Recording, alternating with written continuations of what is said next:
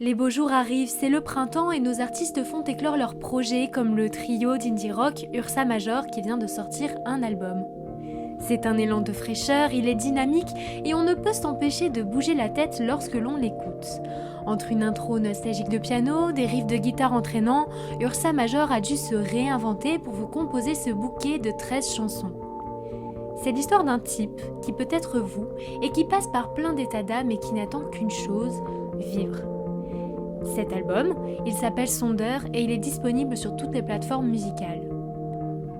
On en parle en musique sur la Tire 4 I'll be free if I go to bed, 'cause this life is unclear, and I will close my eyes, 'cause I am misunderstood, and I try so hard to tell that I'm the only one, that I'm the only one. Le mois dernier, en mars, si je me trompe pas, vous avez sorti votre album. On en avait parlé, je crois, lors de notre première interview aussi. Comment ça va depuis déjà ?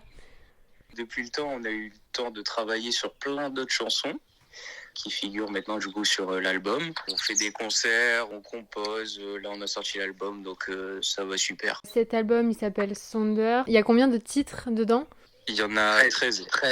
13 longues chansons en vrai, comparées aux chansons qui sortent maintenant. Nous, c'est que des sons de plus de 3 minutes, je crois. Et 13 sons, mais l'album dure presque 1 heure. Comment on sélectionne les sons en fait pour les mettre dans un album ? Comment on se dit c'est celle-là qui sera dedans ? Parce que je pense que vous avez sûrement d'autres compositions à côté et qui sont peut-être pas dans l'album. C'est assez clair pour nous parce que pour Sonder, déjà on voulait raconter une certaine histoire. Pour sélectionner, on reste aussi dans l'atmosphère de l'album pour pas trop s'éparpiller et que ça n'ait aucun sens finalement quand on sort le projet, pour pas que ça ressemble finalement à un best-of en fait de meilleurs sons qui n'ont rien à voir ensemble. Donc la sélection elle se fait déjà au feeling, déjà ensuite il faut que les coordonner ensemble pour qu'il y ait un sens, voilà c'est ça.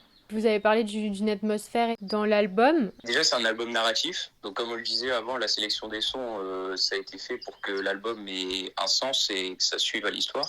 Ouais, en style, on veut pas se mettre de limites. Ça commence au tout début avec l'intro. Le personnage est au plus bas dans une sorte de dépression, en fait. Il est dans le mal et ensuite, petit à petit, il nous dit pourquoi, les raisons, etc.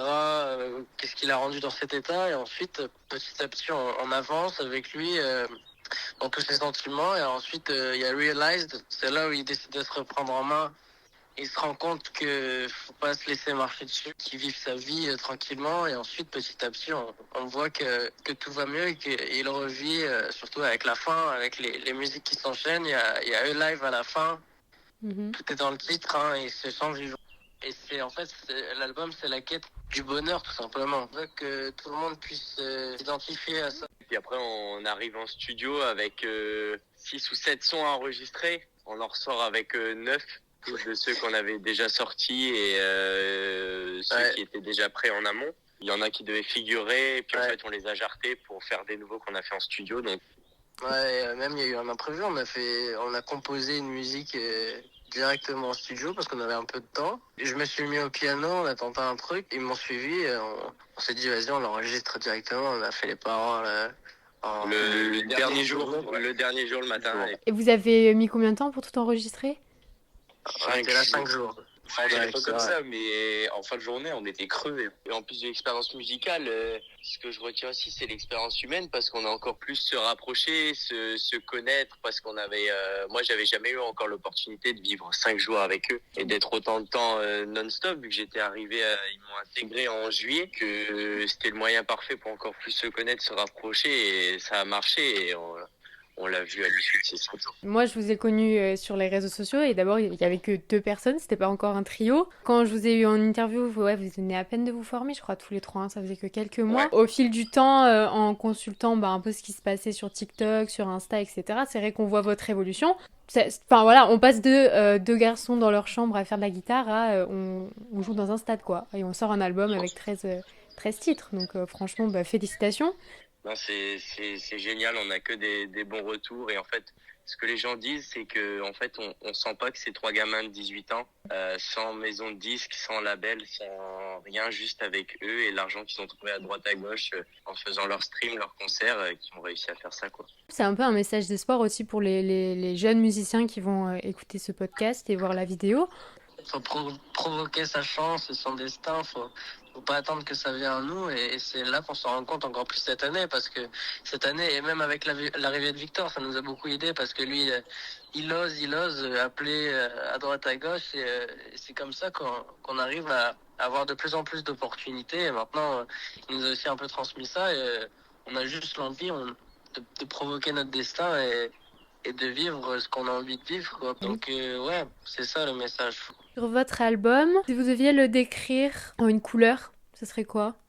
Le vert. Quel est le meilleur moment dans la journée pour découvrir votre album ? Est-ce que c'est en prenant le café le matin ? Est-ce que c'est en allant dans le bus ? Est-ce que, je sais pas, c'est en allant faire un footing, aller à la salle ? C'est quoi ? Moi, je dirais